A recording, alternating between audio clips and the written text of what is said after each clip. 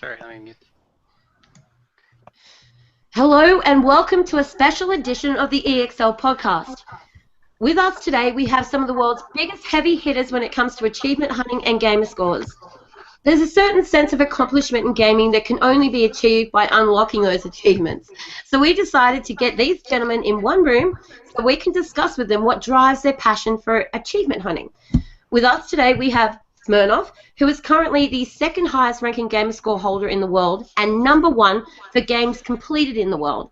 Say hi, smrnov. Hello.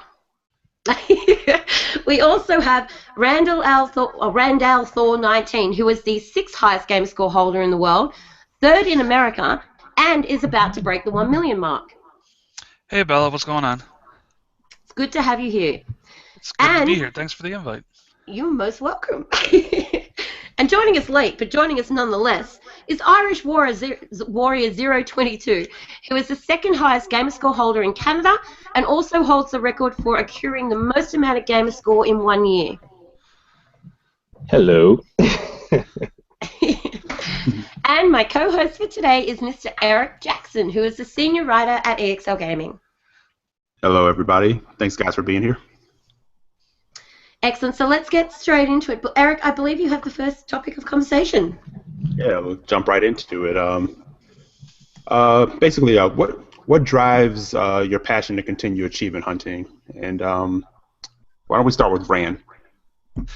The passion to achievement hunt.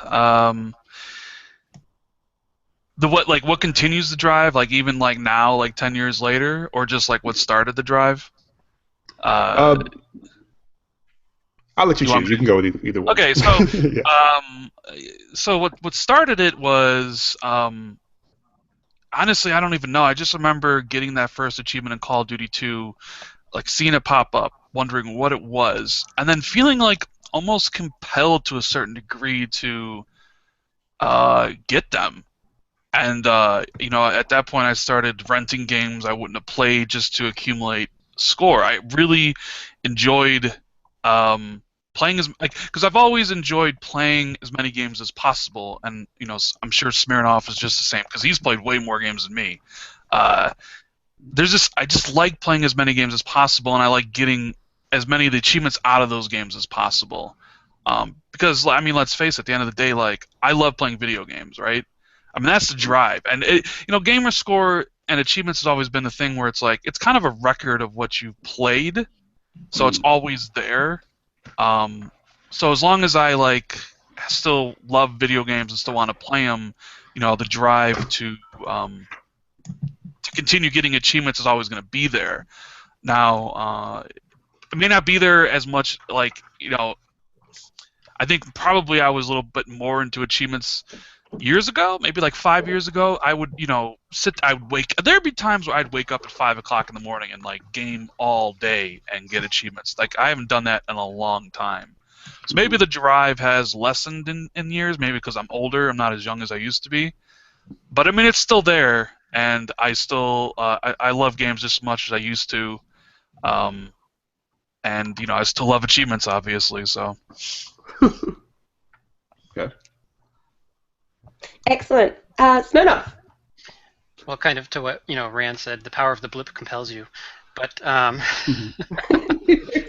me, getting that first achievement in Hex, I've been a gamer for quite a while. Long before Xbox, Nintendos. I mean, I've played on computers where you telnet it into a server and you saw text going on the screen from other people who are typing at the same time, kind of thing. So I think I've been a gamer long before the achievement hunter, but I think achievements gave to me knowing when you were finished with a game. Before, was it when you played it unhard? Was it when you played through story? Was it when you were #1 on the worldwide leaderboards? Whatever the thing may have been for that game, it was kind of subjective. Now there's kind of that digital collection that lives on even after you've shelved the game or finished with it, that having all the achievements in the game kind of puts out there. And I know when I'm done with the game and I can kind of move on to something else. Or usually multiple something else, because when I get stuck on one, I'll usually move on to another or kind of jump back and forth depending on what I'm doing. Awesome. James? For me, more or less, achievements are always a goal. whether it be my personal life with sports and stuff like that, where people are always striving to get trophies and their achievements on different levels. Um, for me, my drive is just to continue to keep doing more and getting more and being being the best I possibly can. Achievements come along with the process, so that's what I try and do. Excellent. I think it's so important to lay that pavement for everybody first so they can understand why you guys are so passionate about what you're doing. As far as unlocking achievements, though, and Brand and I have had a conversation about what actually constitutes being a hard achievement to unlock, skill versus time. But what do you guys think have been, like, of all the achievements that you've come across, like, what are the hardest achievements to unlock? Well, yeah, well, I mean, that goes to discussion of like the time thing, because I'm sure Smirnov would say those Quake 4 achievements were pretty hard to unlock because that, requires a lot of people and a lot of time commitment to do. For me, like I mentioned before, I'm not good at fighting games. So, like when some of those fighting games require like the combo system, like I can't do that. Or the really hard extreme tracks and trials. There's that certain skill level that I probably could attain if I sat there and practiced, but I'm not willing to. Yeah. But I guess hard is always subjective to each individual person, because like what's easy for me could be really hard for somebody else, and what's hard for somebody, what's hard for me could be easy for somebody else. So I'm sure it's all like subjective in that sense. That's a good answer. What about you, Smirnov? Yeah, I mean, for me, I guess I put them into categories of, and it's funny we were just talking about this on Twitter, Rand. But anytime there's a leaderboard-based achievement, I find that to be, as a general rule, just something unnecessary in a game. I used to try to start the game as quick as possible to be able to rank up, like some of the WRC games. I try to get that ghost on the leaderboard because you had to be top 10 of the people who ever raced that track, and you can only do that early on. You know, as I've gone more and more, and I have so much of a backlog, I'm starting to more and more just think I won't do some of those things anymore because I don't want to encourage it, and b, it's just not worth the effort of looking to be that one guy who gets that gold medal or whatever the case may be. Did you do the GRAW achievement, the leaderboard for the GRAW one? I have. Oh. I have the full completion in GRAW.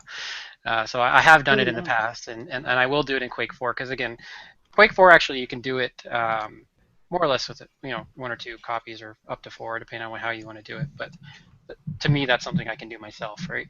Right. I'm not really relying on anybody else to make that happen. I'm not having to do 100 hours for me and 100 hours for someone else. So if it's something like that where it's literally just time to do it and I can do something else while it's doing whatever needs to be done, I don't mind doing it. But when it's truly a skill-based leaderboard position, then yeah, it would be different. So yeah, I mean, I do plan on doing the German Quake 4 next, eventually, Rand, even though I did the first one. So. You are ridiculous. You are always ridiculous. You even did the Chrome Hounds one like on short note. Well, yeah, did you finish that or did you get blocked? No, I did not get blocked. I got the full completion out of Chrome. So Wow. Mr. Wild didn't block you like he did other people, huh?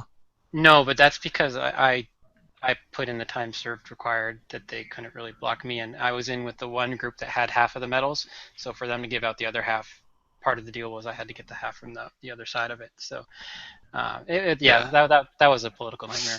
Yeah, if you guys thought I was crazy with achievements, Smirnoff is like a million times more like dedicated and crazier than me. So. I don't know. I've been in a party with you before where you've been trying to get achievements on that, that Rocket League, man. You were insane. Oh, Rocket League is a baby game in comparison to some of the stuff we've done. Yeah. But yeah. Now, how many 360s do you have, Smirn? Like you have like a setup where you can run like what 10 at once?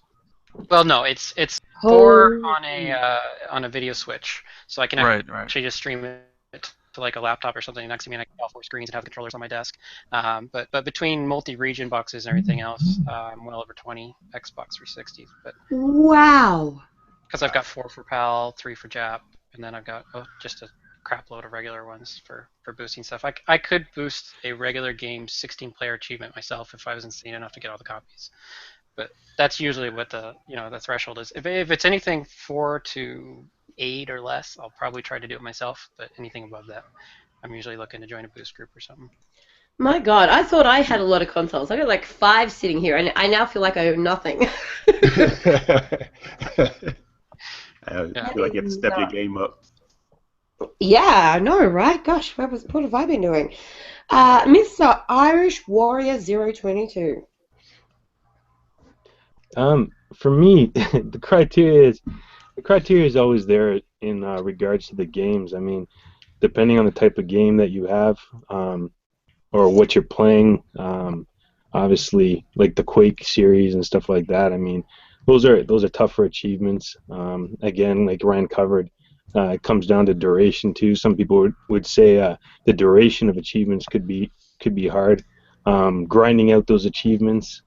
I don't have a setup like Smirnov. I can't do multi boxing type of boosting and stuff like that as far as myself and getting those achievements and stuff. I mean, I would love to be able to do something like that. I just can't do it. And as far as me, the criteria comes down to being able to focus. I mean, we all have a lot like busy lives, and for me, the ability to focus and being able to actually achieve some of these achievements and get them. It's not easy. There's a lot of setbacks, and you just try your best. I try my best, and it comes down to my personal life as well, and those are my most difficult challenges.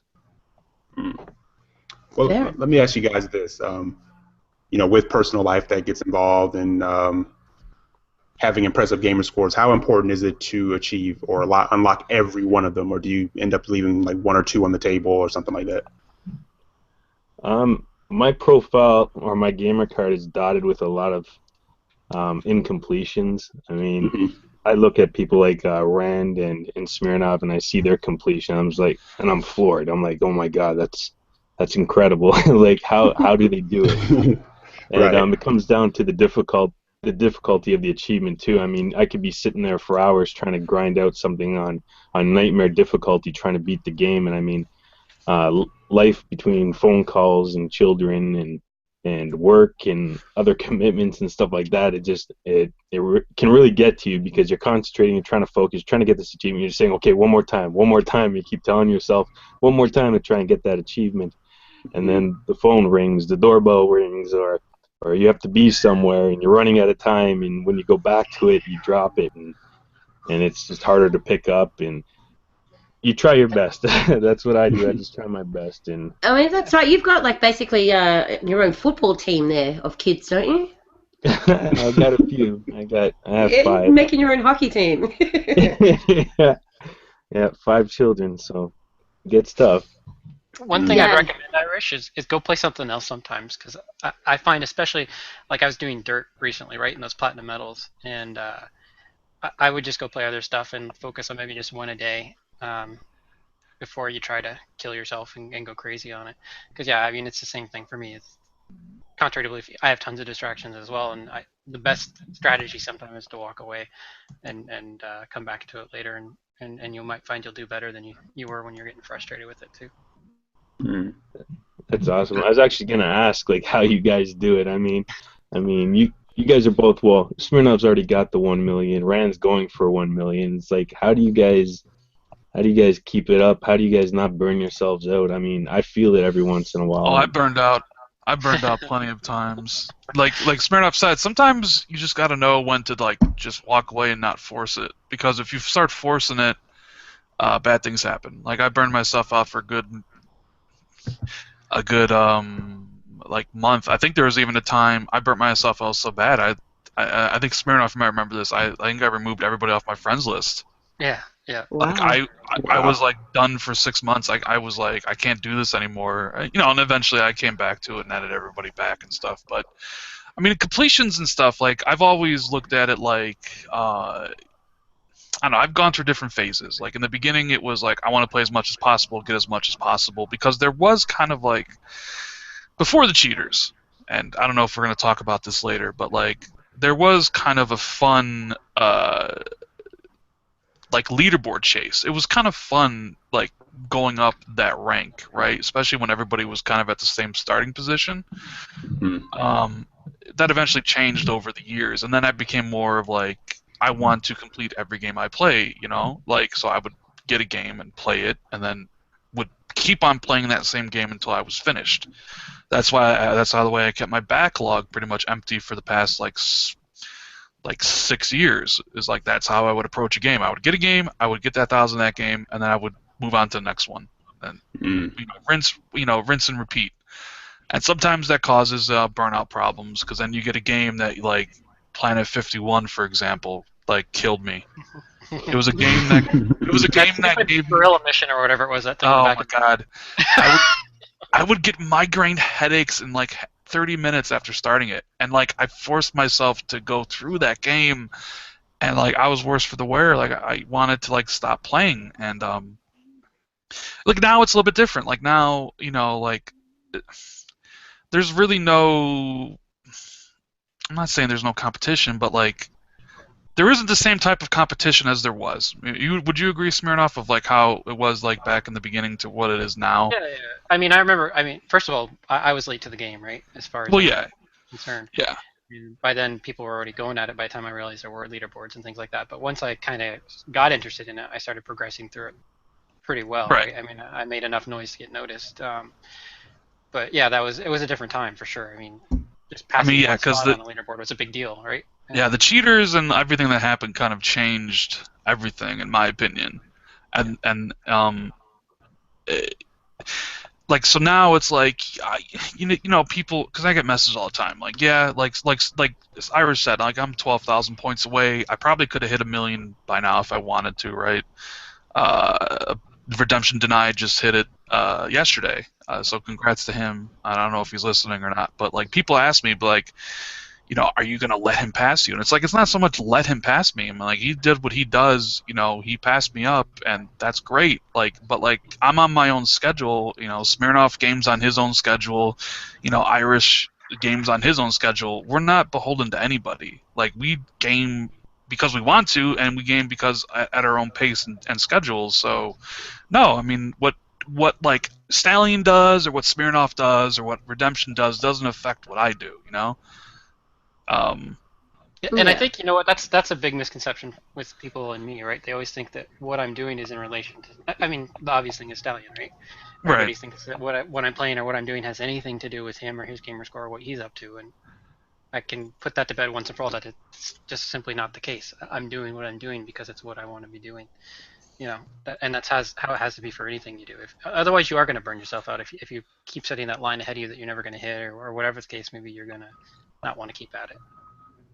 Yeah, well, that kind of segues perfectly into what the next question was, which is, basically how competitive is it between the top runners in the achievement hunting scene? It seems like you guys are doing things independent of each other. It sounds to me like there isn't actually any real competition between you guys. You're just doing your own thing.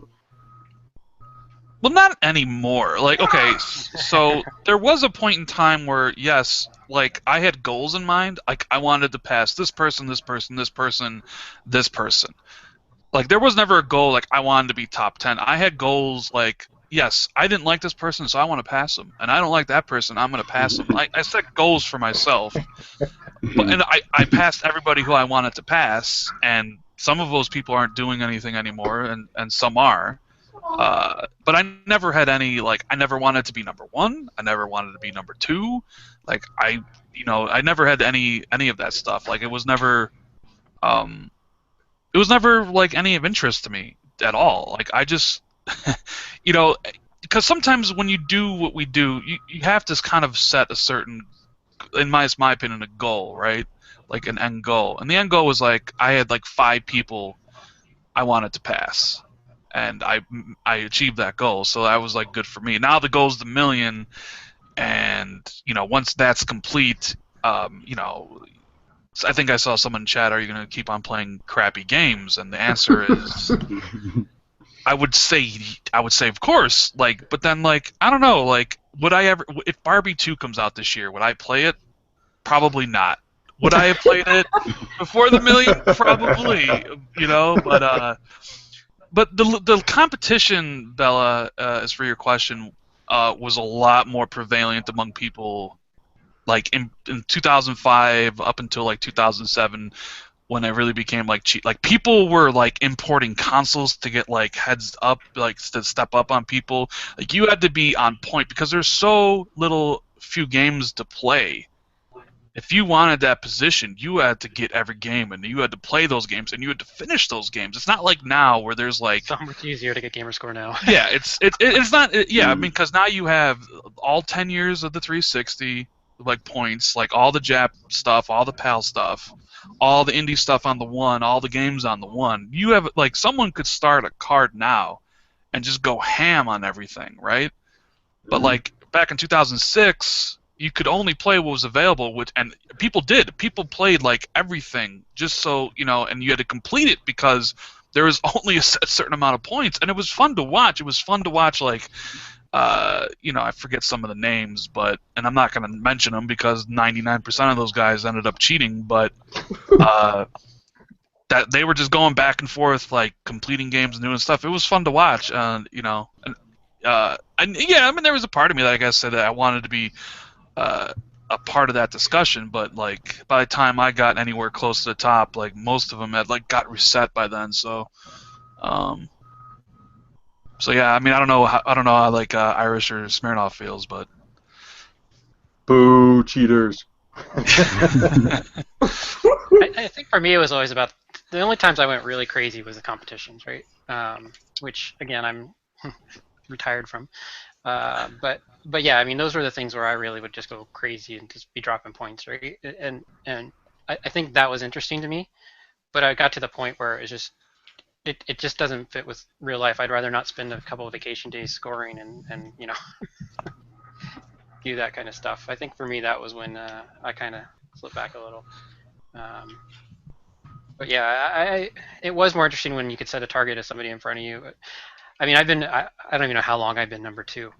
I couldn't give you a date. It's been a really long time since there was a shakeup, right? yeah. It's like eons. But again, and it stopped mattering to me as so much anyway once I kind of got settled into a place that I was happy with. But. Yeah. Eric, over to you. I believe you have the next question. Yeah, actually, I was going to ask, what advice would you have for like up and comers, and is there anybody who like coming up through the ranks who people should keep an eye out for? Yeah, there's this guy. His name's Irish Warrior 022. Oh, damn. Oh, we have one of those here. Yeah, Something I prepared earlier. He's making a name for himself, like winning Leapfrog last year at TA, which anybody doesn't know what Leapfrog is you have to get one more achievement than the day before. So first day's 1, second day's 2. Well, actually no, don't you have to get?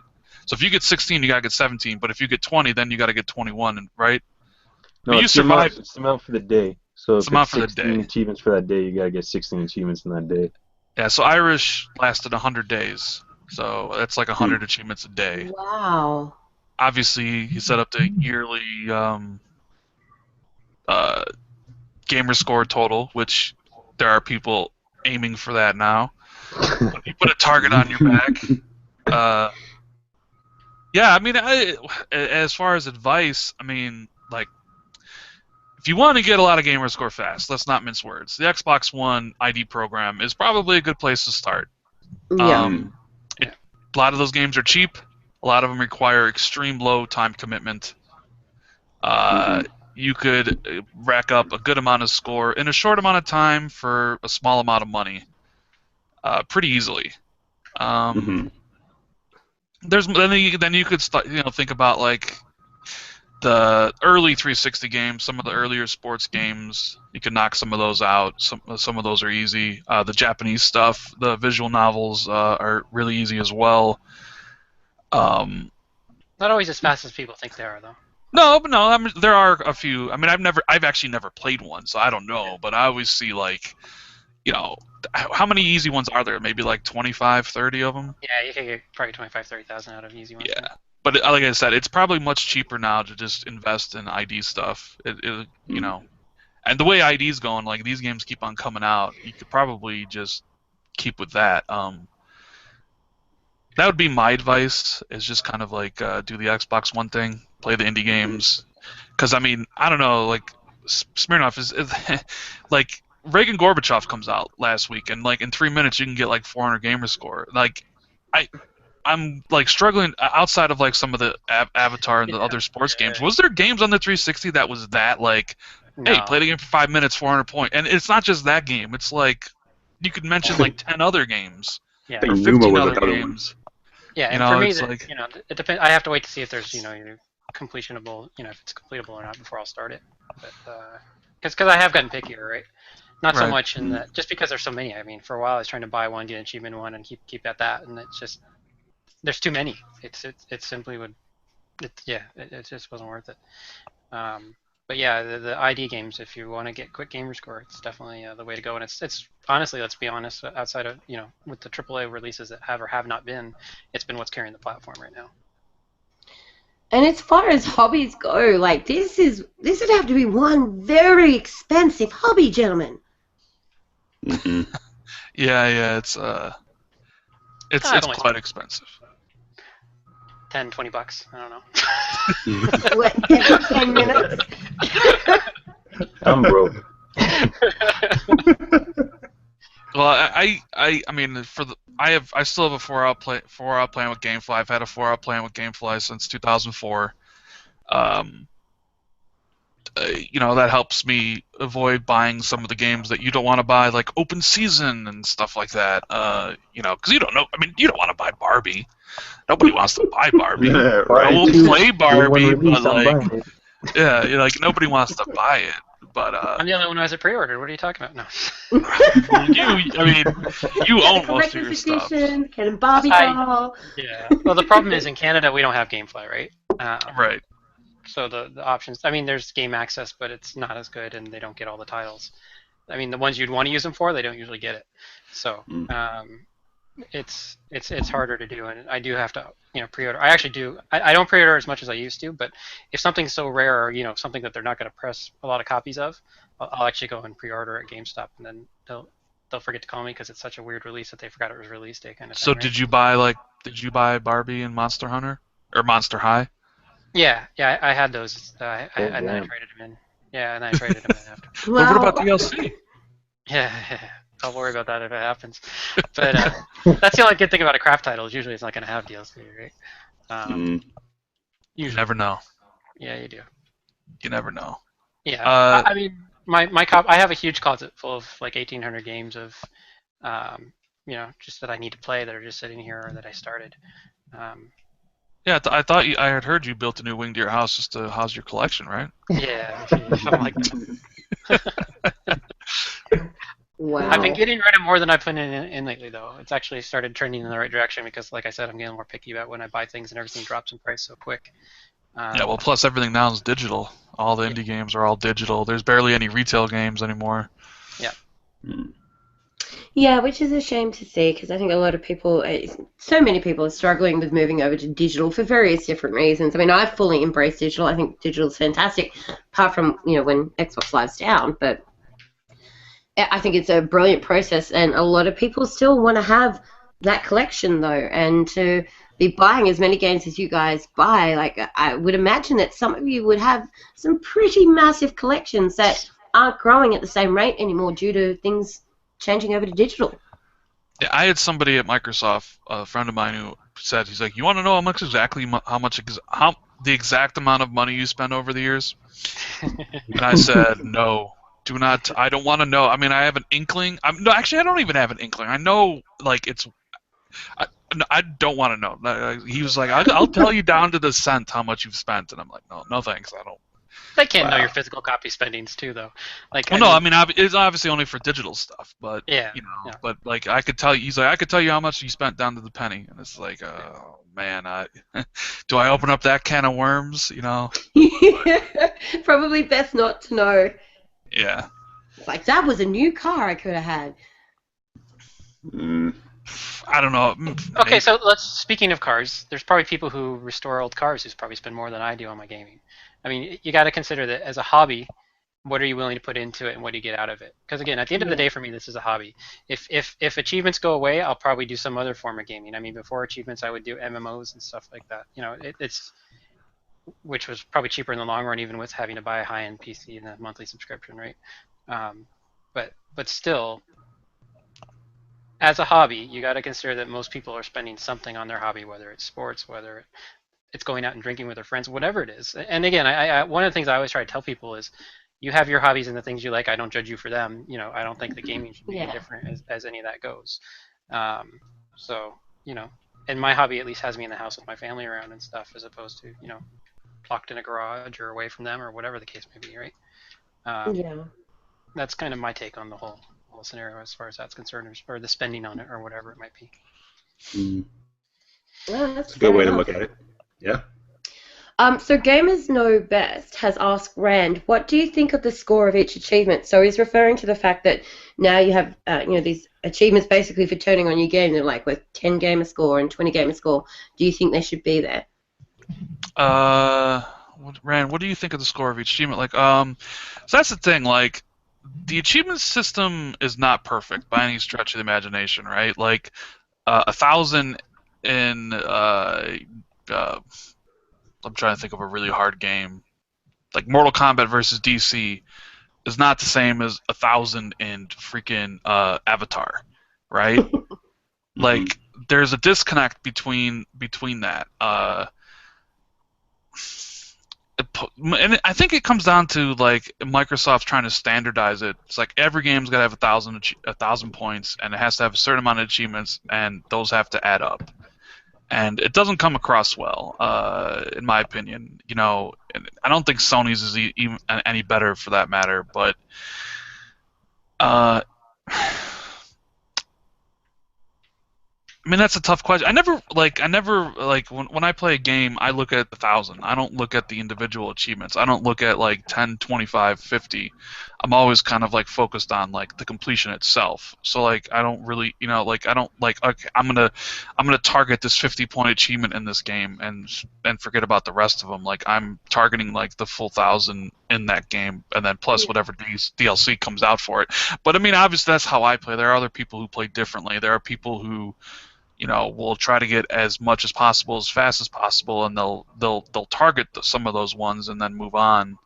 But yeah, I mean, it's not a perfect system. I mean, I don't see how it even could make it a perfect system, because it's just so arbitrary. I mean, I mentioned it before. I mean, like the indie games, and I have this discussion with my buddies in party chat sometimes, because all my buddies were either big achievement hunters at one point that are now either taken by the dark side of Destiny or something other, but like they all feel like Gamerscore and achievements have been devalued by the indie stuff. And Smirnov, do you kind of feel that too? Is it I think they're giving it away. I know we talked about it before the one came out, whether they were going to make it 2,000 points a game or something like that for one game to try to encourage people, and I think the way they've done it is just by giving it away, to move to the new platform. But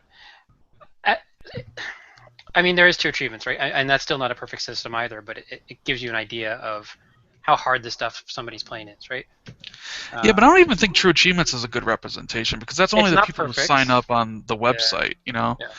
Like I've been pushing Microsoft to include achievement rarity, like as a standard across the stuff, and it probably won't happen. But I would want to see, like, okay, because I think that would make achievements hunting a lot better for people and maybe more valuable if you could actually see, like, hey, this achievement has only been attained by 0.01% of people, right?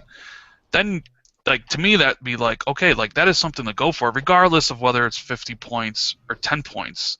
Like, people would want to collect those because they're either extremely hard or extremely rare. And you know how people are when they, when you can collect something that's like hard or rare, people will try for that. Yeah.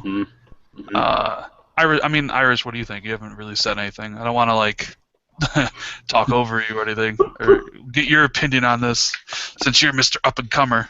Yeah, I'm the up and comer. I'm the shy guy, so I'm not saying much right now. But as far as the achievements and stuff, I mean, I understand the whole aspect of the achievements are a lot easier to get now. At the same time, I also believe that everyone has the exact same access as me to those achievements. Um, so if they want to post big numbers and stuff like that, I mean, everyone has a chance to do it. You mentioned before it was harder back in the day type of thing, 2006 to score achievements, and that was just because of the lack of games or stuff like that, or how hard the achievements were to obtain back then. I find it tough myself now, even with the access that I do have to games, um, to score a lot because you always want to stay on top. As a streamer too, you want to stay on top of all the new hotness and stuff like that. I mean, when 5 to 8 games get released in a week, it's extremely tough to stay on top of that, Yeah. and you want to gain credibility at the same time by possibly playing the older titles. I mean, Smirnov and Rand have played pretty much every single game for the Xbox 360, whereas someone like me would find it a lot harder to stay up to date with the Xbox One stuff and stay on top of it on a continuous basis, and then try and backtrack and play your backlog of 360 games or gain credibility maybe in the achievement world by playing the harder games and committing yourself to them because Yeah. you can't balance that with personal life and as well. It's tough. It's very tough. So I'm trying. It's Mm. hard. I'm trying, but I do have a lot to go on. Well, yeah, I mean, there's a lot of games now to play. There'll be a lot of games to play in the future. There's a lot of points up for grabs. That's why, like, I would like for Microsoft to, I've had this conversation with people at Microsoft. Like, I feel that achievements are even more hidden now than they used to be. They're hidden deep in your profile when they used to be kind of up front. I used to compare games with people a lot back in the day. I don't even do that anymore because like the feature is useless, like the way they have it completely set up now. Uh, Yeah. I, Yeah, I I, I used to do the same wish, too. yeah, like I wish Microsoft would like. I never did. It was too laggy for me on the 360. See, it never was it never was laggy for me because I always did the whole like delete and re-download stuff like once a year, and then I kept my profile on a separate hard drive, an internal one, and it's the only thing I had on the internal, so like it actually loaded pretty fast for me. Yeah, I've Uh, had my profile on a USB forever because I play on so many consoles, right? Like I'll play on TV, I'll play in my office, I'll play wherever. So it's always been an issue for me. And I've got like every save game that I haven't finished is on that same profile. right. But I was Yeah. I feel like Microsoft could make Gamerscore and well not maybe Gamerscore itself, but achievements more important to the overall experience of Xbox One. They would have to like showcase it a bit more and put it out there, but they could do it. I mean, as far as like having badges for like completed games, I doubt they'll do that because that'd be like them kind of ripping off Sony, which ripped off them in the first place. You know, I mean, it'd be cool. I would like it. I'm sure Smirnoff would like it because Yeah, it'd be nice you to be. know, It's the only metric that's there on their site, but hard to find, right? I mean, you can look at yeah. my achievement list and see 100 out of 100 achievements or whatever on all the games I've completed. But for me to say I'm at 1,401 completions, it's still a number you have to get somewhere else, really, right? Yeah, and TA trueachievements.com is that is a good website for any achievement hunter out there. Like it's a good place to make friends who are doing the same thing. They get a lot of stats, so you can. And I know Irish loves his statistics. Oh, I love stats. Hey, True Yeah. Achievement. That's the reason why that's how I met you guys, right? So it all works out. Yep. All worked out Yeah. for me. I think But I met when sorry, I go think ahead. I met Smirnoff on my gamer card. At least how I originally found out about him back in the Oh day. yeah, yeah. But go No, ahead. I I was didn't mean, gonna. I didn't mean to cut you off. Oh, it's all good. No, I was gonna say if you really, if any of the listeners really want to make themselves dizzy and do something like I've done and actually compare your games to Rand and Smirnov, oh God,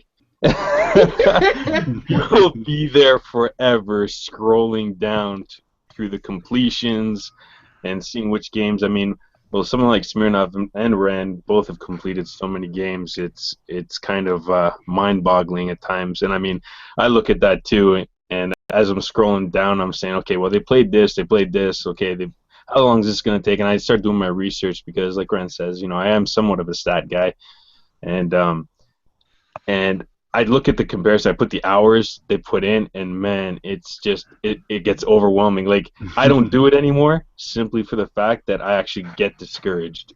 I'll be straight up and honest. I get discouraged if I go and I try and compare myself with Smirnov, Rand, or Stallion and stuff like that. I'm just like, Jesus Christ, like how did they do that?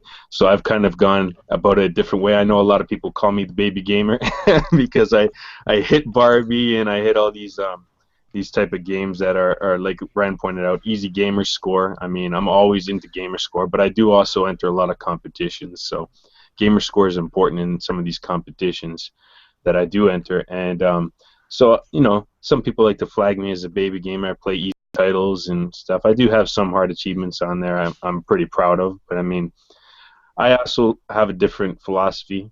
Get all the baby games, all the crap games out of the way, and then all I'm left with is the good games. So I can take my time and I have my selection, my faves. I mean, there's some of the games that I do have as far as favorites, like the Borderlands series and the BioShock series that I would love just to sit down. Yeah, and BioShock, I would just love to sit down there and just chill out, and play those games, enjoy those games, maybe even on multiple consoles. I'm always down for that too. So I mean, those are things I look forward to. Go with BioShock 2 if you want to play it a lot. Yep. Oh God. Let me put this in perspective for just 1 minute, right? Like I played a lot of games. In fact, I'm at like 1,200 games. 1,200 games played across 360 and one, right? I've completed like 880. Okay. But this is how hardcore Smirnov is, right? Smirnov, I knew that's where you were going. hold on. Smirnov has completed more games than I've played. He's completed more than I've played. He's completed 1,400 games. I've only played 1,200. So that puts it in perspective for you. How many? Do you know what your total played is right now, Smirnov? Like how many total? Hold on, I can get the stat. 1 second. Yeah, the stats. But like 14. I thought 1,200 is a lot, but he's completed 200 more games than I've played in total over the past. 2137 played. 2,100 games played. Yeah. Give us that number again. 2137. Yeah, Damn. Wow. That's Microsoft's #1 customer right there. And the thing is, as much as I can, I'm going to finish all those 2100 that I've started, right? I mean, what I'll do is I'll start the game if I think there's an achievement that might go down, if there's multiplayer and I want to get my extra copies. So there's a lot of things where I'm not afraid to start a game just because it's not going to be done right now. But then I'll go back to it. And I will go back to it. I mean, I'm playing Forza 4 right now. All right. Are you worried about the eventuality of them shutting down the 360 servers at some point? They will. I'm sure they will. And that's why I've been playing. I don't know if you noticed more older games than newer ones. I've been getting a lot of the PC stuff done that I had installed, so that if you have it installed, you can still play it, right? For now. So I'm trying to get that knocked off, and then the 360 one's knocked off, and then I throw in the odd one game and quick game here and there just to kind of keep things moving. But I've been spending a lot of time on backlog stuff lately. Yeah, well, the amount of games that you've bought, I think you pretty much just single-handedly financed Microsoft's presence at E3 this year. They should have you on the side of a bus. You're here thanks to Smirnov. Yeah, seriously. Pretty sure my books collection's probably bigger than some people's regular collection, but Yeah. Extra copies, 8 singularities sitting around. All right, Eric, I think you have our next question. Yeah, this one kind of leads into like cross-play and Windows 10 games. How do you guys feel that might start affecting gamer scores? I have an opinion there, Rand, if you want me to start. Go ahead. I'll follow up after you. I mean, the one thing I'm happy about, and this may come as a surprise to some people, but the fact that some of the newer games aren't going to stack. So you can have your choice of platform to play them on, but it's still just the one game for the gamer score. Starting with Quantum Break and some of the unified Windows platform ones coming out, because it's a shared save.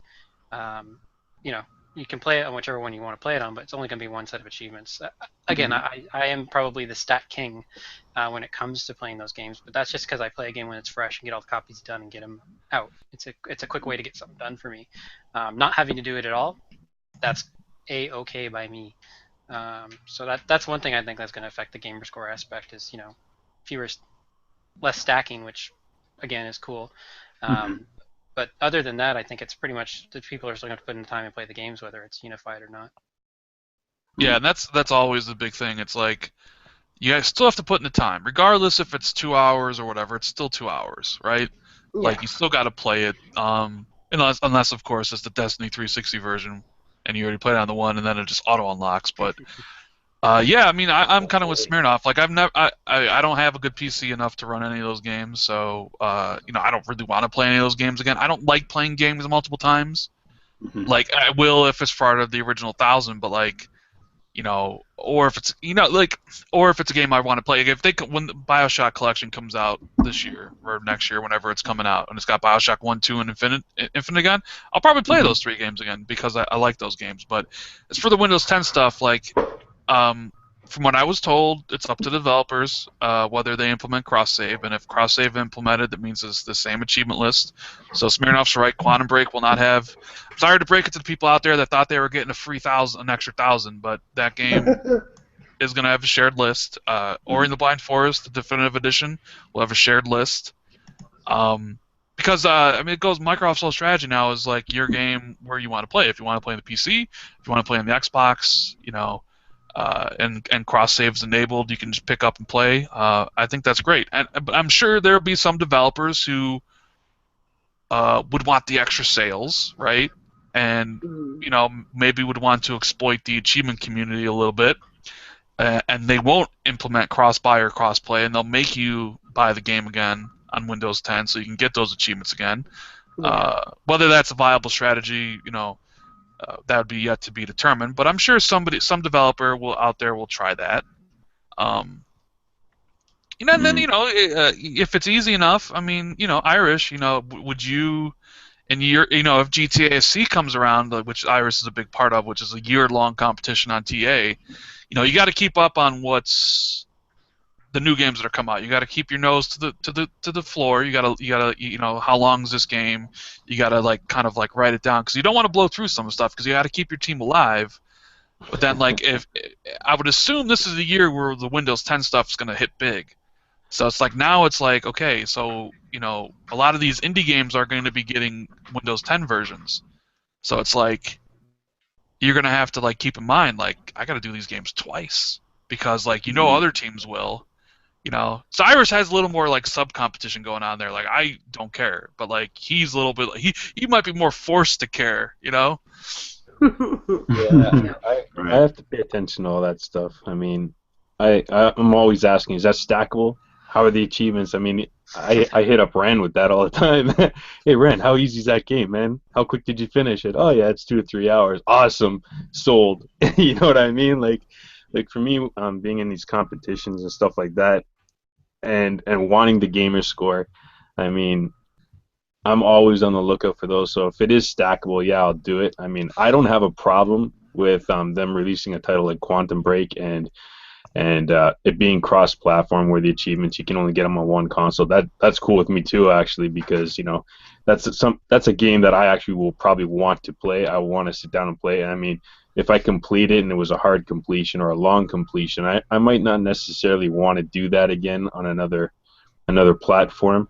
Going as far as the indie games, I mean, I don't know how to say it, but I mean, there's indie games that are good. There's indie games that are bad. There's some that are okay. So I mean, if it's an indie game out there and you're looking to sell your product, I would suggest making the achievements as easy as possible because people like me will grab them. I'll spend my $10, my $15 if I know it's a a 2 to 3 hour completion. I'm speaking on behalf of myself, but I mean, I just have a feeling there's a lot more people out there that are willing to do that. So. Mm-hmm. That makes sense. Yeah. Well, I have no idea on the sales number that any game needs to be successful either, right? Like maybe if the achievement hunting community is enough to make it a win for them. So if they consider both, or with the achievement community, achievement hunting community puts more over the top too, right? Yeah. Yeah. Well, I think the answers you gentlemen just gave actually kind of covered the next question that I was going to segue into from Eric. So we might just move straight back to Eric's next question. Well, actually, I have. Before we move on, I do have a question when it comes to certain titles, and being that you guys are gamers first, but you do kind of take into account what the achievement counts may be. Are there titles that you do avoid? Like maybe it was a game that you really wanted to play, but you kind of say, well, I need to move forward with some achievements. I'm going to avoid that one for now. Like Fallout 4? I'll answer this one because I saw someone in chat kind of ask a similar question. Christina, who's Pandora, she says, "So you never play games that have glitched achievements," which is kind of a similar thing but I've always played whatever I've wanted to play, right? Mm-hmm. Even if it's Barbie, like that was something I wanted to play at the time. Now, with that said, when I hit 900,000, I was pushing towards 1,000,000. I did pass up some games I did buy, like for instance Metal Gear Solid 5 and trying to think of the other game, Mad Max, that I haven't gotten around to yet, but I will. Only in pursuit of what I was doing at the time. I've never, in the course of the 10 years I've been doing this, I've never let an achievement list, I've never let a glitched achievement, and I've never let any of that stuff affect the game that I wanted to play. Like I didn't care. Like if the game, because for me the game's more important than the achievements, right? But there are times where the achievements are more important than the game, obviously. Like to me, that's like Dead Space 2, for example. The game is more important to me. Playing that game and enjoying that game is more important to me than the achievements. With that said, the achievements in Barbie are more important to me than Barbie the game itself. You know what I'm saying? Like, it's true, and that's the way I look at it sometimes. So no, I'm gonna be going back. I'll be playing Metal Gear, the games I passed up this past year because I was on I had this thing I wanted to do. But I mean, I don't know. I'm kind of interested in seeing what Smirnov and Irish have to say about this. You go first, Irish. So sorry, someone was talking to me.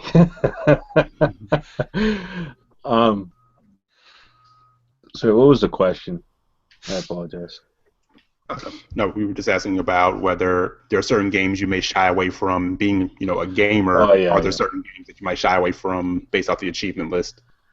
For me, it's depending. Like I said, I am in a lot of competitions, so I mean, time is very, very essential to me, especially as you can see right now. I mean, I had someone talking to me at a meeting. It's like, God.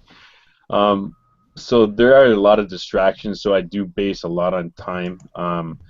As far as like games like Fallout 4, I mean, Assassin's Creed Syndicate, I mean, I play them, I chip away at them. I'm very, very aware of time, and I'm conscious of, like in GTSC, my teammates, I mean, their participation and stuff like that throughout the week for the team. I got to make sure I hold my end and carry my own weight. So, I mean, I would love to sit down and play games like Assassin's Creed Syndicate and Fallout 4, in which I have started, and I go back to every once in a while. I mean, I just want to sit there and be able to do it, and I sacrifice a lot of sleep and stuff like that to do stuff like that, to play some of these longer titles. So Yeah. when I do play them, there is a sacrifice involved.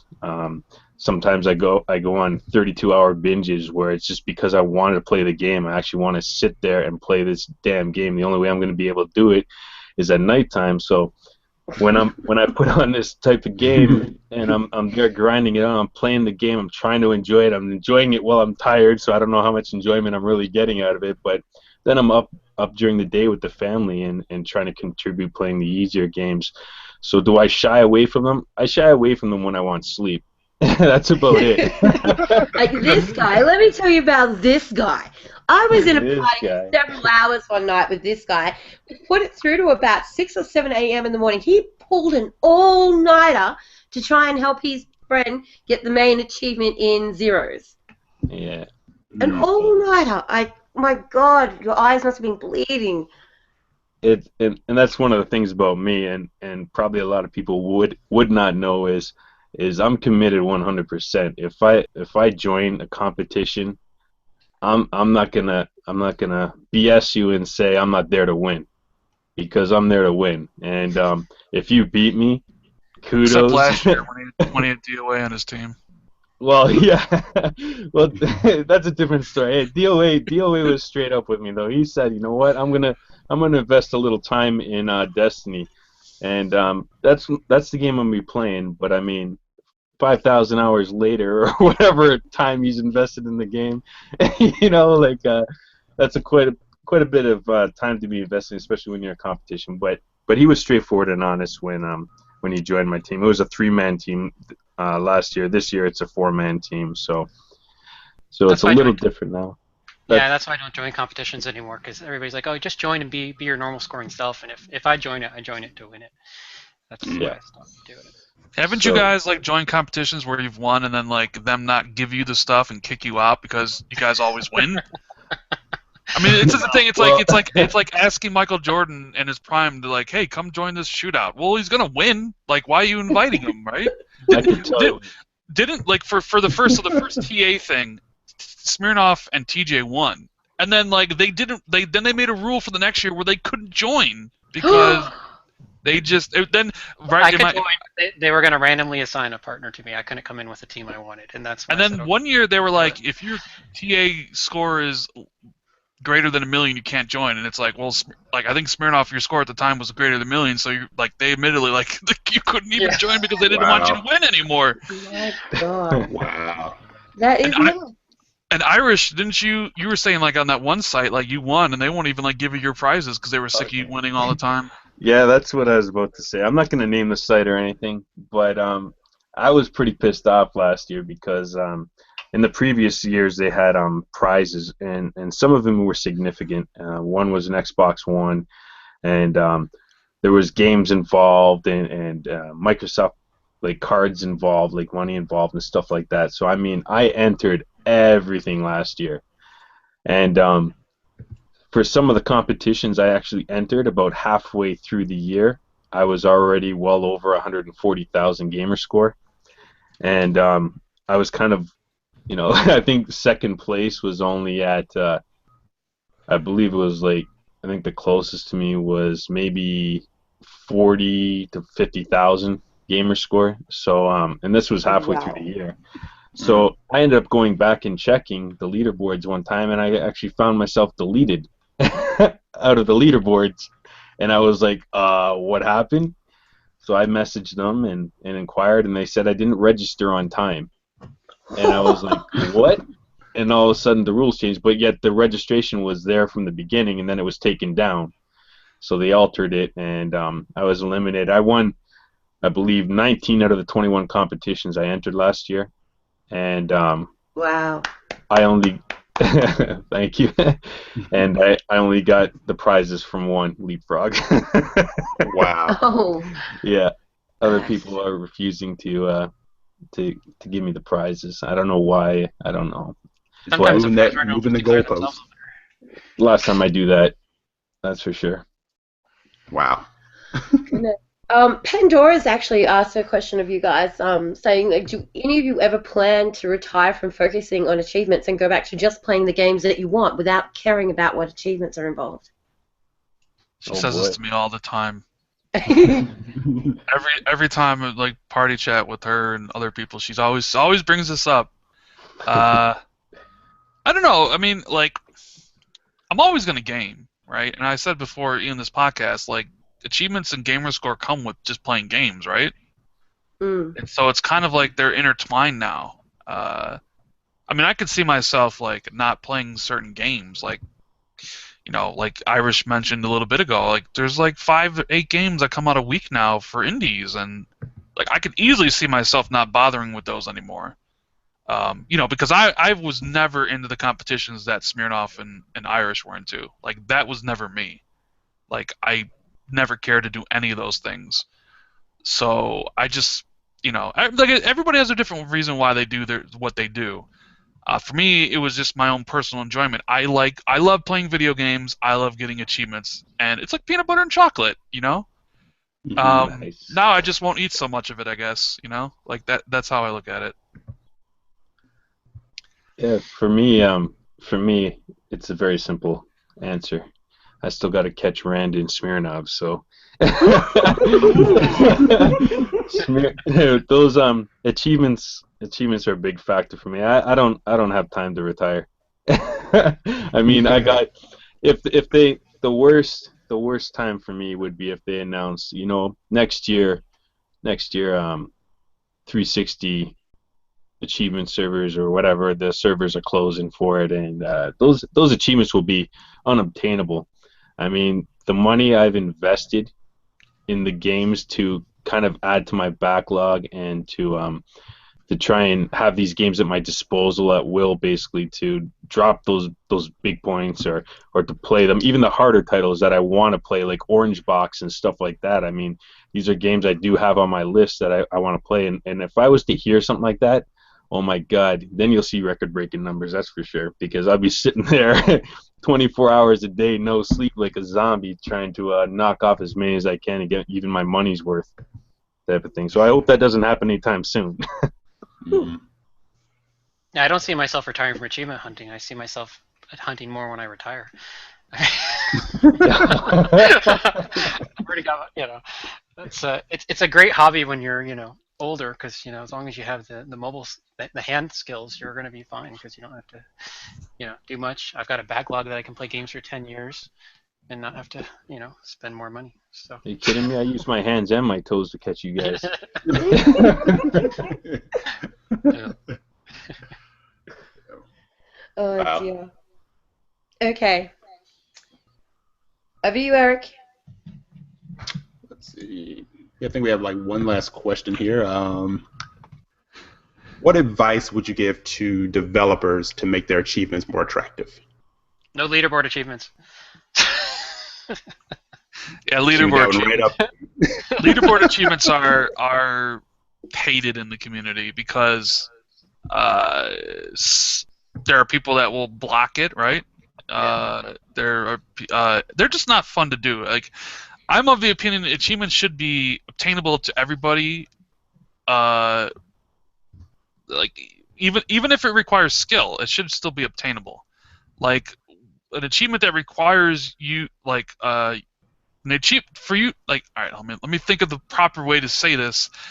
If it requires someone else to like do something to get, I don't like those achievements. Like, those achievements in Halo where it's like, hey, fucking flip around in your Warthog 15 times and headshot somebody as they're coming out of a building. Like, those achievements are terrible because it requires a certain thing to happen at a certain time that someone else is doing. Like, those achievements are terrible. Like, it should always just be your skill and your time and your dedication to get it. Like, it shouldn't require somebody else to do something, in my opinion. Or luck for that matter. Like, I hate those achievements. Irish mentioned it earlier. I mentioned it in the interview you did with me. I'm of the opinion, indie games, if you want, like, look, there's a flood of them. If you want to make your game stand out in the marketplace, make your game have easy achievements and make it short. And there'll be people like Irish who will buy that game. People like me that will buy that game. People like Smirnov that will buy the game because, it's an easy completion. There are plenty of people that will do that. But yeah, I mean, I don't know. There's like another, I would say, no-no in achievements is when you see a list and it's like die 1,000 times. No. Jesus. Absolutely not. Don't put in those type of achievements. Those are terrible achievements, right? I mean, because what is that? Or something that, like, for instance, I'm trying to think of a game that came out recently. I don't know. I see die 1,000 times as an achievement. I'm like, yeah, I've got that nailed. Yeah, but it's not an achievement. It's not. It's just a pointless it's this pointless like waste of time. Like It's like, there are games out there, short games like Hyperdrive Massacre, which is a local multiplayer game. They have like achievements for this ridiculous like score 10 million in like like deathmatch. Like nobody's gonna do that because number one, it's local multiplayer. It would take you forever not only to play with a friend to get that, but even if you try to do it with the second controller, like it's just busy time. Like, and I'm sure there might be better examples that I'm glossing over for that. Or even the new game that came out, like Factorum 90. There's just achievements for like move a box 50 times. Talk to this thing 100. Like those are terrible achievements. I'm sorry to say. But that's just my opinion on that. I don't know. These guys might have something else. Rand actually touched on something there that kind of is what drives me, and this podcast is about the passion of achievement hunting and getting the gamer score, and an achievement is exactly that to me. It's an achievement. Dying 1,000 times or killing yourself 50 times and you're just standing there grenading a wall or something like that. Like stuff like that is an achievement to me. I mean, sure, I'll take it if it's easy. It's part of the game. I mean, if you're going for the completion, but that's basically because it's out of my control. It's what was put into the game that I have to achieve myself.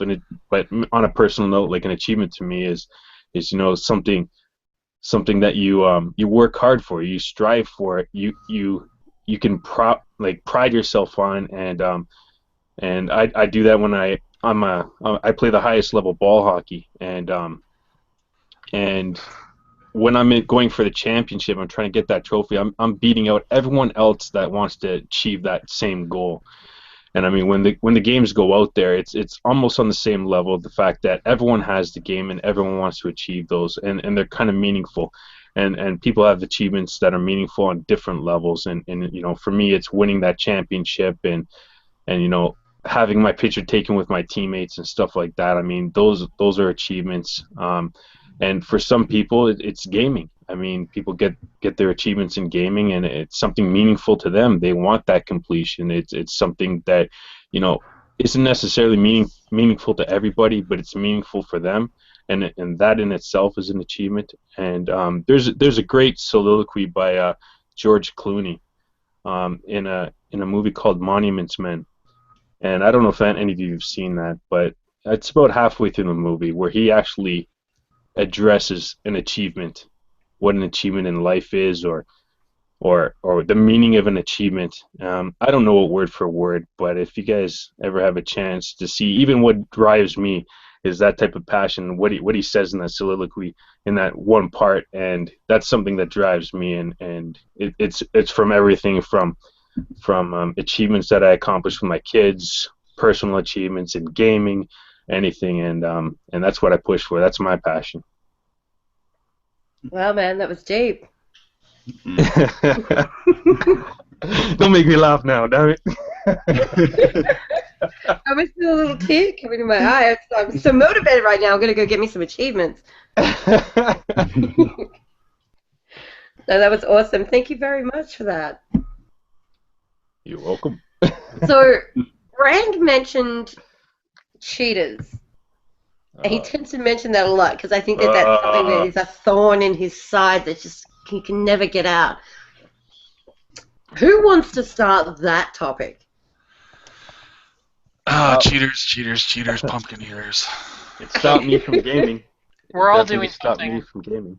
Yeah, we're all doing something that we're doing for ourselves. It kind of takes away the whole. Well, for me, it would take away the whole point of the accomplishment. Yeah. I mean, what's the point of a system where, at the end of the day, we get nothing out of this? I mean, there's no. Hey, you got to be an Xbox Fan Fest, though. No, I wasn't actually at the Fan Fest. I didn't get to go to that part. You were, but you were the on there. stage. Yeah. I mean, when someone says to you, "What is Gamerscores?" Oh, you mean the one in Canada? Yeah. But I mean, that was still I did work. I was on the stage. They interviewed me and asked me some questions, and that was about it. I mean I got some swag bags and stuff, but I wouldn't say that there was a monetary gain to me for anything I did there.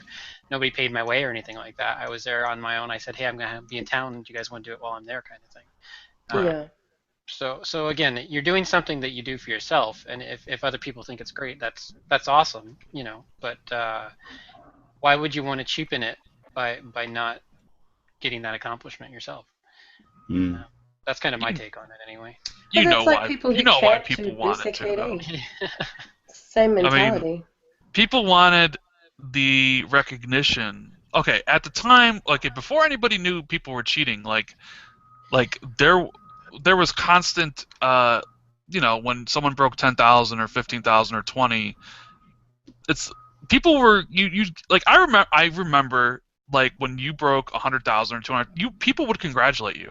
Like, oh man, like I remember right Smirnoff, like you'd hit those marks, you hit those milestones, people would send you congratulations because it meant something, right? Now, like nobody sends you congratulations when you hit those marks. Like you hit 100,000, nobody sends you anything. 200,000, 500,000. Like I can't remember the last time I got congratulated for hitting a certain mark. Uh, you know, people probably congratulate me when I hit 1 million, but I remember like back in like 2006 when people like you hit 10,000. Congratulations, dude! Hit 100,000. Congrats. 150. Congrats. Like you, like because it was seen as like, you know, a tough thing. But then oh, I'm not even gonna mention his name.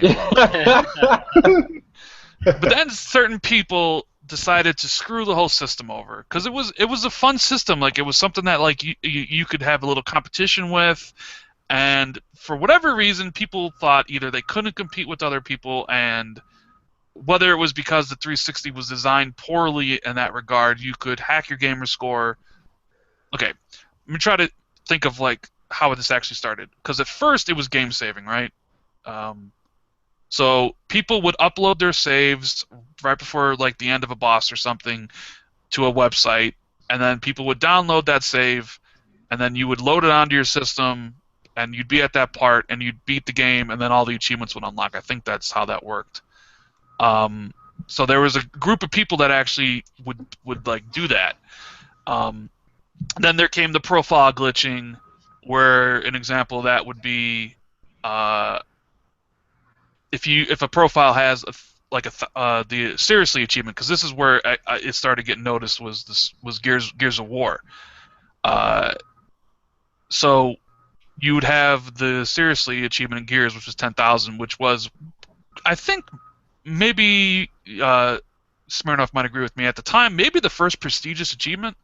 Like there seemed Yeah, to be a lot I of know. people that would go after that one, right? Well, it had a gamer pick too, right? You Yeah, could tell it had it had a gamer pick and everything yeah, else, it right? had the gamer picks. A lot of people wanted that. So all of a sudden, I started noticing all of a sudden people just unlocking Gears seriously, and it's like, what the hell's going on? Like they didn't even play Gears. How do they have this? Then you find out there's a way where if they would download the profile that has all the achievements, load up the profile on their console, and I believe once it was loaded, sign out of the profile, sign into your profile, and it would auto unlock all the achievements, right? I think that's how that worked. Bastards. Right? Wow. And then eventually they were able to mod Gamerscore, where essentially you could just give yourself all the Gamerscore and stuff. And Wow. for a long time there, nobody knew who was legit. Like, you know, and it's not like you could tell. Like I could say to people, I'm legit. I've never cheated, but you know, unless you knew me personally or unless you trusted me, I could have been lying because there was no way to know. Smirnoff could have lied, you know, Stallion could have lied. There was no way to definitively tell who was the cheaters or not. And then Microsoft came out, and kudos to them because this is the biggest thing, you know, they've done, you know, as far as like protecting the system. Because I mean, let's be honest, like if they didn't do this, none of us would be sitting here today, anyways. Kind of much like Sony, because Sony didn't do anything for their people, but they came out and they pretty much said, Shots fired. well, it's true. They came out and they said that they know what was going on, they didn't like it, that to stop cheating, right? And no, everybody was like, whatever, they ain't gonna do anything. And then like 1 week, tears rolled down my eyes as people that I couldn't stand all of a sudden had 0 gamer score and they were labeled cheaters, and it was glorious. And like I had a big smile on my face because those guys talk so much trash. and they were gone, and it was glorious. And you could finally have like, and then you could find like, what you've been saying the whole time, like I'm legit, I'm legit, I'm legit, and like every time they did a wave of resets, like you were left standing. And at the end of the day, who was left standing? It was the people that said they were legit. Me, Smirnov, Stallion, TJ. He doesn't really play anymore, but I mean the people that like prided themselves on doing things the right way, and were vocal against the people who just wanted the easy way, the quick way. Like they were the ones left standing eventually at the end. And Unless they got a lot of it offline. oh well, yeah. I mean, you could do that, but then TA came into it, and TA polices their own leaderboards. I know. MyGamerCard.net went down. See, a lot of people I thought cheated because MyGamerCard.net like had the entire leaderboard of almost everybody on Xbox Live. So I think a lot of people did it like that. But I always wonder how things would be different today if nobody cheated. Like, would there have been like, I mean, because nothing against you, Smirnoff, but like. Because I have a great deal of respect for you and what you do. There wasn't much competition for Stallion and his million. You know what I'm saying? Like, you weren't like pursuing it. It was not something that you wanted. He, had kind of like free reign towards it. I thought it would be a little more interesting if like, 20 people were trying to catch it. Like if there were like 30 people like all within like 1,000 points, like all trying to hit it at once. You know what I'm saying? Something that that's the same reason people want me to pass, always are pushing me to pass them, right? I mean, well, yeah, I mean, people always wanted you to pass them because I think they wanted that spectacle of the chase, of like two guys going down to the wire, where I think like the cheating and all that stuff kind of like it got rid of everybody, and the only people that were left were people that were like us, and like I had no intentions, and you yourself said you had never had any intentions. It's like and I'm not saying like that against Stallion because Stallion is one of my really good friends. I'm just saying I would like to have seen some sort of like race towards the end. It'd been cool to see like you get on and see like 10 people vie for it. Like who's gonna get there first, like a horse race or something. And like I always felt the cheaters deprived because they all got reset, they all got ostracized out of the community. Nobody even knows who they are anymore. I mean, most people now like don't even remember their names.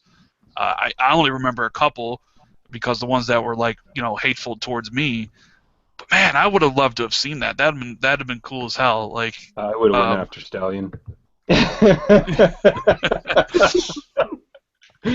No, you actually brought up the point, which made me the victim. I feel because back then I was paying attention. I was at the sidelines. So as much as I am a noob, I'm not a noob. I mean, I have a friend. I was late in the game. I think when I got my first 360 was in 2008, and I have a friend, Bhupinder, that I game with on the regularly. We're like co-op buddies and stuff. Everything. Shout out to Boop.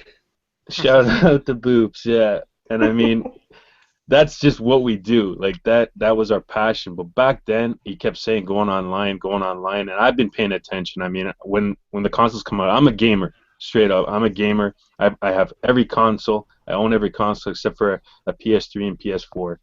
And I was gaming. I was gaming back then, and he was actually the one that turned me on to the 360, and I was paying attention. I saw these leaderboards, and me being competitive spirit, I saw them up there. I saw Stallion up there. I saw Rand. I saw Smirnov. I saw the Dirty Cheaters, and I was paying attention. And when it looked like people were cheating, and when I was just like, how, that's impossible. That game's like 30 hours long, and Buddy completed it within 5 to 6 hours. How the hell did he do that? Like, that's amazing stuff. And I was overwhelmed. I was like, these guys are way out of my league. And it actually deterred me. It deterred me from setting up my Xbox Online and joining these leaderboards and following a lot of the same sites that they were on, or registering with these sites, because when it was outed, when people started getting outed and I realized they're cheating, I did not know personally where I stacked up against the legit people, who was legit, who wasn't. and it deterred me off the whole system. So I was literally like popping in my PS2 or starting up the PS2 and playing while I had a 360 there collecting dust. And I mean, I would play certain games that didn't require me to play multiplayer and stuff like that. So I mean, games like BioShock, that's how those became my favorite. They're not on my gamer card now, but I mean, back then, before I even registered, I was playing these games. I was completing these games and stuff, and you know, just not participating in leaderboards and stuff because there was no filter at the time. And I mean, a site like True Achievements came along, and there was that filter. There was that difference between the cheaters and the non-cheaters, who was legit. They had their own system going on, and that's when I finally did register. That's the first site I registered with, and I wanted to see how I stacked up against the big boys. So it was, for me, that was one of the things that deterred me early, and you know, I'm very appreciative that they've taken the time to kind of make the effort as far as achievements in gamer score hunting and stuff like that, and you know, concentrate and weed out these cheaters and get rid of them ultimately. I mean, they still lurk. I know they still lurk, but it's the capacity that they are looking around right now. It seemed to dwindled, and you know, you can now, I think, have happy enjoying gamer score hunting and not have to worry about the cheaters, because ultimately the cheaters will get exposed, and like Rand did, so you can sit back and laugh and and you know, just roll your eyes and move on. But yeah. Awesome. So, James, are you just about to crack the 500,000, aren't you? Half milli hype. Yeah. How far Yeah. off are you? You can't be far now. I hit 420,000. So for everyone that's trying to beat me this year, I'll give you the heads up. I will try and hit 500,000 before June. So it's Awesome. you kind of have a measurement to gauge, you know, your achievement successes or unlocking or whatever. I do want to hit that 500,000 halfway mark of the year. I've been kind of taking it easy in January and February just because I went so hard last year. And I mean, Christmas time came of last year, and I wanted to spend more time with the family. The competitions were pretty much all over. It was the end of the year, and it kind of carried on into this year, where I'm spending a little more time with the family. And I just had a new little boy. He's 3 months old, so you know, I want to spend time with them, and you know, so it may look like I'm slacking, and I've been called on that already.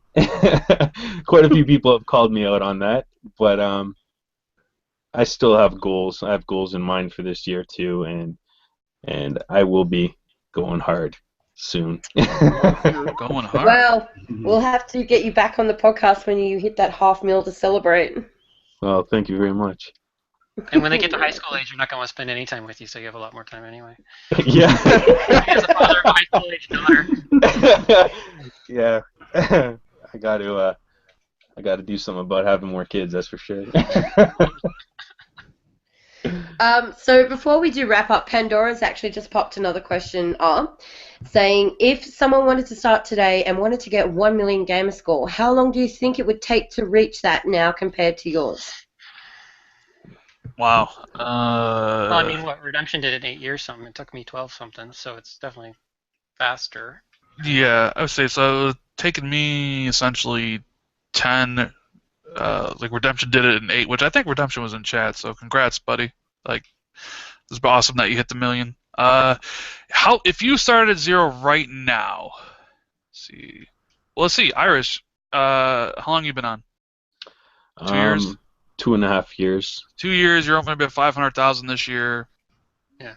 4 years. So you could get it in 5. You could probably hit it. If you were dedicated, you could probably hit it in 3. The more games that constantly come out, because you figure like if somebody's starting now, and then plus all the games that come out in the future, 4 years, yeah, you could probably So let's see. say I restarted now, right? Like with the setup I have and everything now, if I were to start over right now, I could probably do it. Yeah, a lot quicker than I did. Yeah, totally. Hmm. Because I see a lot of people like when Irish hits a million, he'll probably do it the fastest as anybody's ever do it. Like Yeah. 4 or 5 years or whatever. And then somebody will start and somebody will do even faster than Irish, and then somebody will do it faster than him. Yeah, yeah. Well, it does come down to how much time you have to invest and how much money, I guess, you have to be able to sink into it.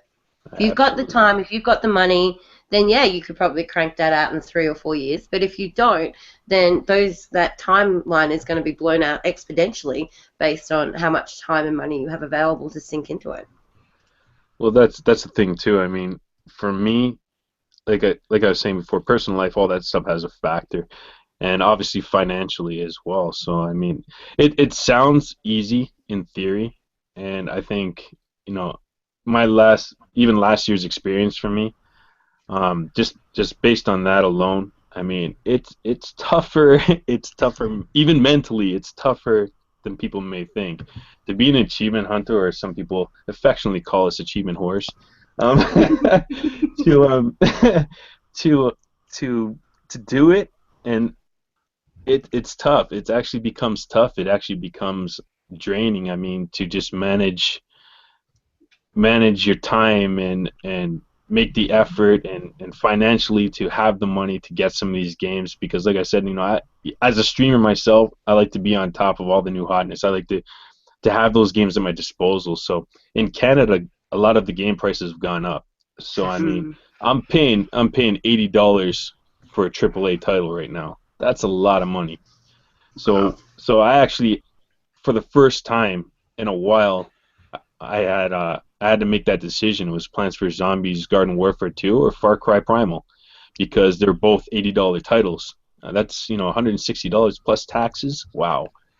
So I mean, that's just two games where I'm seeing like my American neighbors there, and they're only paying $60 for a title, and it's like Head without down under, we without as pay a much stuff. hundred.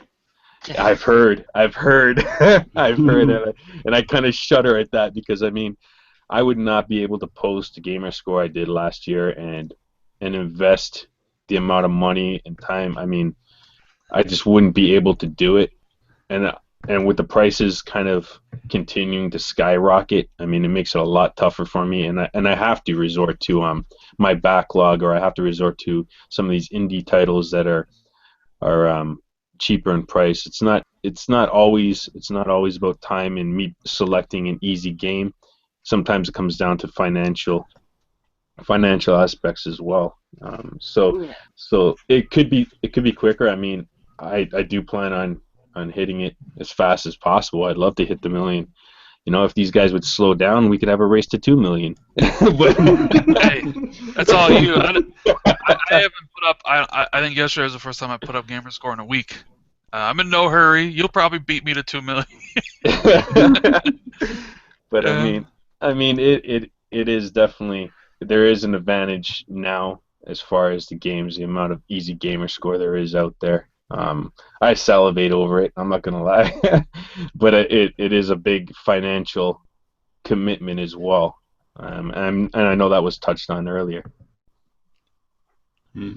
Yeah, no, I can only imagine the amount of money you guys have sunk into gaming. I mean, I know how much I sink into gaming. It's so yeah. I mean, it's a passion. It's what we do. We love it. We love gaming. It's why we're here talking about gaming because we love Hmm. it. So it doesn't matter how much it costs. We're always happy to pay it. Oh yeah. That's true. That is true. But yeah, I mean, on the same token, I've scaled back. I don't spend what I used to spend, that's for sure. Just because I do have the backlog, and if I want it, and I don't think I answered your question earlier. I don't play the new hotness ever, more or less, because the time I do have, I try to make the most of it if I'm going to play for achievements. So I'm usually playing so far behind the curve that I'm waiting until there's an efficient way to get the million, or sorry, 1,000 out of the game, or whatever the case may be. So it's it so is what an what expensive. what was the last new game you played then? Not counting ID games. Yeah, I mean like I don't know. I'd have to check. I can't remember anything that I played that was like, it's been a day one release. I played some betas. I actually tried the Division Plants vs Zombie betas, which I never do betas just because I don't have the time, right? Yeah. So those are two games that I'm interested in. I wasn't interested in the Division after the demos I'd played at the trade shows, but actually the beta, after playing that, I'm more interested again than I was when they first announced it. But yeah, I mean, I'm not usually playing the new hotness ever, and that's one of the reasons I would never Twitch, because I'm paused for half the day and not playing anything anybody's interested in, to be honest. But from a financial viewpoint, like that's probably an extraordinarily smart way to go about it, though, because as you do end up getting to those games, they've already dropped right down the ladder significantly in price-wise. So potentially you're spending less and playing more. As long as they don't get delisted, yeah. Which, by the way, Ori is about to get delisted, so they are delisting the original version of the game when the definitive version comes out next week. So. But they don't stack, or they do? No. The definitive edition will have its own achievement. It's a brand new name. It'll have a new 1,000. However, they're not going to sell the original version anymore. So they're gonna this replaces that version. So they're gonna be taking the original off the marketplace. You could probably still buy codes for it and stuff on Amazon, but yeah. So if you guys, if anybody's listening and hasn't picked up Ori, you really want to, I would suggest, because if you do own Ori, they do have that upgrade thing where you can get the definitive edition for like $5 or whatever. Yeah, and to get a cheap version of it, just go to www.exlgaming.com, go to the bottom of the homepage, and you'll see a link to CD Keys. That'll take you through to where you can buy a really cheap version of it. Nice. There you go. Get that now, save yourself some money. All right, gentlemen, well, I think we're going to, unless there's anything else that you would like to input or mention or any plugs that you have, I think we might think about wrapping up. I'm good. What about you guys? I tell you what, actually, we're going to have to belay that, because when Redemption Denied puts a question in the chat section, you have to ask it. Oh, Mr. Millie. Yeah, Mr. I just had 1 million. We cannot ignore your question. His question is, would you guys prefer indie games to not have Gamerscore? Easier to put up points and more stuff to play, but more expensive to keep up with everyone, and much worse games to play, generally speaking. So the question pretty much is like, do you wish that indie games? Well, I guess I'll ask him. So, would you rather would you rather him go back to the XBLA version of it, where the indie games are only 200 points? I think that's the point he was trying to make. It kind of didn't read well from Google, but so I think we mentioned this earlier. I don't know if we got into a discussion of it, but Gamerscore has, I think me and Smirnoff agreed, has been devalued by the influx of indie games. I completely agree. I think it has. I think it's cheapened, but I've always said, multiple times, that Gamerscore is meaningless. It has no value. The only value it has is to each individual person. Like, my score, I know doesn't matter to anybody else. It only matters to me. I don't expect anybody else out there in the world to care about my 988,000, right? I know it's... Oh, well, okay, Irish cares.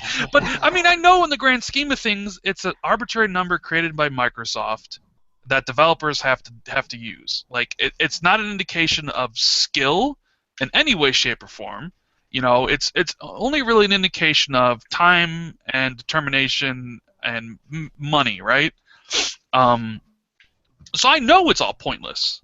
I know it has no inherent value, but when you're talking about, like, if I would rather have these games be 1,000 or 200, you know what?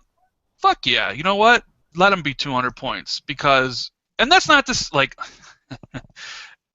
I've had this argument with Bella before, and she knows what I'm about to say. 90% of indie games are trash.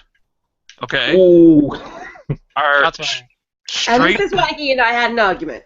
Straight 90% of indie games are straight trash. Like, not worth even playing.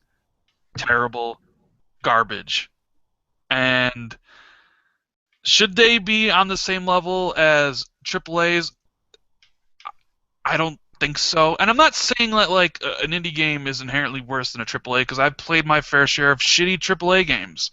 Like, you know, just being a AAA game doesn't like exclude you from being a shitty game. No, there are crappy AAA games. Like, I just think that I just like when you got a game like Frizzy, for example. Like, Frizzy should not exist. It's a terrible game with terrible controls, a complete abomination of gaming, and when you play it, you're like why am I? Well, you start up and I'm like, why am I playing this garbage? You know what? Oh, come on, tell us what you really think. But with that said, there are indie games that are actually really good and better than some AAA games. So like Outlast, for instance, one of my favorites, even or in the I love Black Forest, Outlast. like my favorite game of last year, technically an indie game, right? Better Yeah. than any of the AAA games I played last year. Yeah, my top game too. So it's like you look at it like, should it be 1,000? Should it be 200?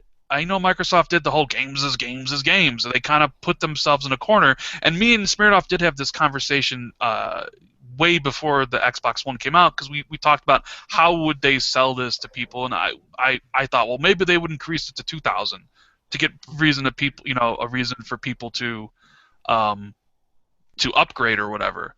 And essentially what they decided to do was they kept it 1,000, but they bumped up all the indie games up from 200 to 400, but then 400 to 600, because I think they knew in the long run, I mean, this whole gen is going to be determined by indie games, right? I mean, there's every month there's like 30 indie games that come out.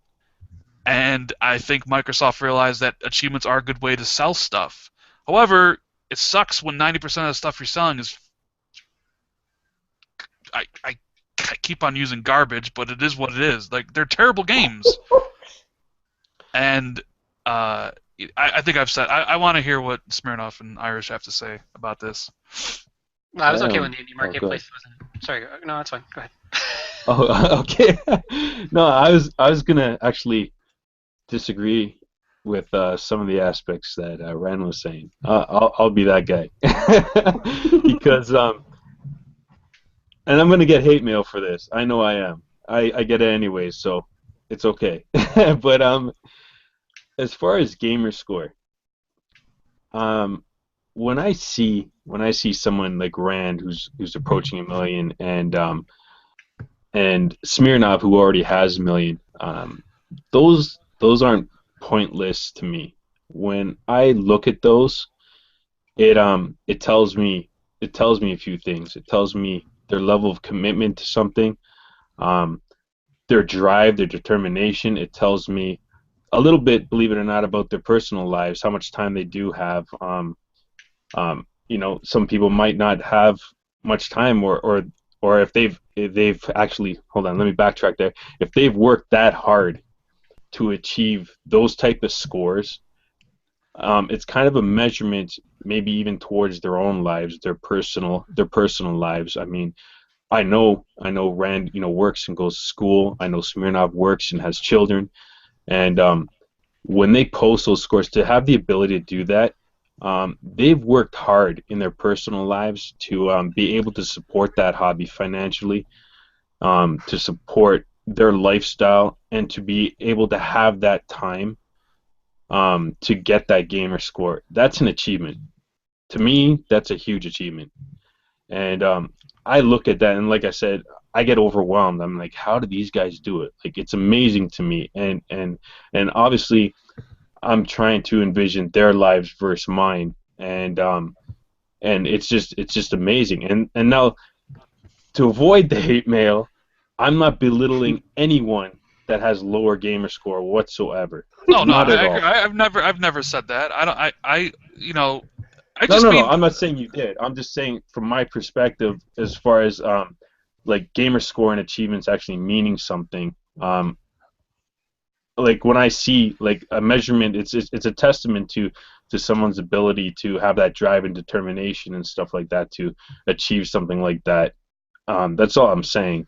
I'm not, and that's what I mean. Me personally, it's not that you are belittling anyone, Rand. I'm just saying, like me personally, I don't look at someone's gamer score at 26,000 or whatever and say, oh, this guy's a scrub or whatever. I mean, it's their personal life too. I mean, I don't know who's behind that gamer card. I don't know their financial aspects of things. You know, maybe they are trying hard and they're struggling in life, and this is their out and they're gaming just for fun, and these are the achievements that were accredited to them just having a good time. And I mean, kudos to them too. I mean that's awesome. I'm just saying, to me, when I'm looking, they're not worthless to me at all. It's an achievement within an achievement almost. That's all I'm saying. As far as the indie games, what Redemption brought up the question. I think it's an alternative. Like for me, it's actually becoming an alternative. Instead of, you know, buying an $80 game or having an $80 game, I can take that $80 and get maybe 8 games, and that's 8,000 gamer score versus the 1,000. I mean, that's just my perspective. I can't afford personally every single $80 game that comes out, every single AAA title. I would love to. I would love to be able to, but I mean, I have other commitments, and I, being in competitions and stuff as well, I measure how much I can spend or what my budget is, and if I only got $80, you know, do I really go and spend it on something I might enjoy and it ends up being crap, or do I go and buy crap games, trash games for $10 and hope that there's one gem in there, and a lot of the times I do find that one gem where I actually do have a lot of fun playing. I recently played Screen Sheets, and I actually You were loving that. I had a lot of fun. I had a lot of fun playing that game and playing online with people. So I mean, that was a very awesome experience for me. It'll almost give you a headache watching it. I was watching your stream. I was just like, oh my God, what am I concentrating on? Which one is he? It's insane. There's so much going on the screen. But like you said, that was your one gem. Out of that $80, that was your gem. Yeah, out of all the games I purchased this week, that was my gem. And I would have never played it any other way. So Nice. that was awesome. So yeah, hopefully I didn't offend anyone. I don't know.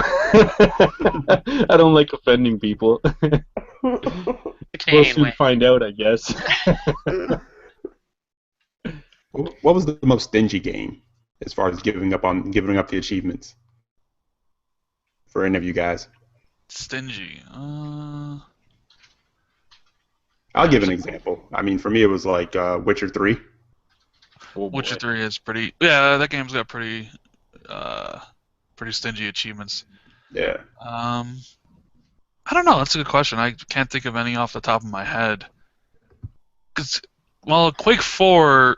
Well, it has some single player stuff. Yeah, but it's you gotta stack the difficulties and stuff, right? Yeah. Pretty stingy. Chrome Hounds? Yeah. Oh. I mean, Chrome Hounds was entirely online, so I guess. Tutorial. There's tutorial mode. In fact, if anybody out there wants to start the tutorial mode and boast my TA, that'd be fine. But, See, we're getting deep cuts with you guys. Like I skipped the surface. You guys are going deep cuts. I mean, it's hard to say for me though, because when I was doing competitions and I was prepping Gamerscore, those stingy ones where all the payoff in the back end is what I'd look for, right? Like I get everything ready to that point. So I don't know. I've never really paced a game out that way to think about it. Because when I'm looking at it, I'm looking at the whole completion anyway. And I think the same is true for the whole indie game question you asked originally. Is I was happy when they weren't part of arcade or anything, and there was that indie section, and people who wanted to play the games would play the games, and that was that. But for me, it doesn't matter whether it's 200 gamer score or 1,000 gamer score, because the completion's the completion, and that's what I'm going for.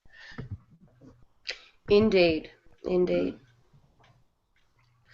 Well, gentlemen, I would like to thank every one of you for taking the time out to join us today. It's been an absolute pleasure getting insight from all of you and your different perspectives on the achievement hunting scene as a whole. Thank you so much for your time. Thanks for having us. Thank you. Yeah, thanks for having me. Welcome. I would love to have any of you back on at any time. Just you have something big coming up that you want to announce, Gamerscore-wise or whatever. You want to come chat some games, you just hit me up. Happy to have any of you back anytime. Smirnov's going to announce the race to 1 billion Gamerscore. Oh boy. Okay, wait for me to catch up, Smirnov. Might take you a while, just but... I'll be retired by then. You really see me scoring. Well, Macca, you joined just in time for us to hear us say goodbye. But the beautiful thing is you'll be able to go back to the beginning and listen to the last hour and a half. Listen to me All right, struggle a little bit. Damn it. So thank you very much to everybody who joined in the chat section today and to everybody who's taken the time out to listen to this. Next weekend, we have round 8 of the Developers Workshop podcast coming up, and I can't tell you who's going to be on the developers panel, but be sure to tune in because it is going to be huge. We've got a massive lineup this month, and it's going to be a great conversation. So make sure you stop by, same day, same channel, same time, next weekend, and we'll see you all there.